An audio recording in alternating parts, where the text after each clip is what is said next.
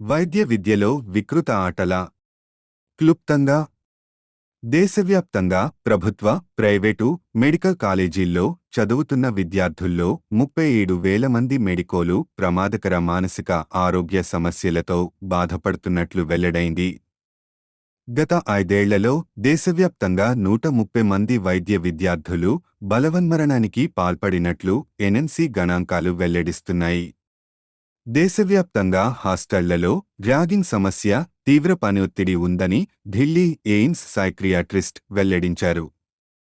ఈ విషయంపై జాతీయ వైద్య కమిషన్ వైద్య విద్యార్థుల మానసిక స్థితిగతులపై ఆన్లైన్ సర్వే నిర్వహించింది.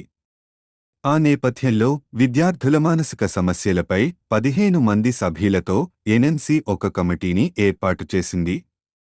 పవిత్రమైన ఓటును మురికి నాయకులకు వేస్తే ఫలితాలు ఇలాగే ఉంటాయి.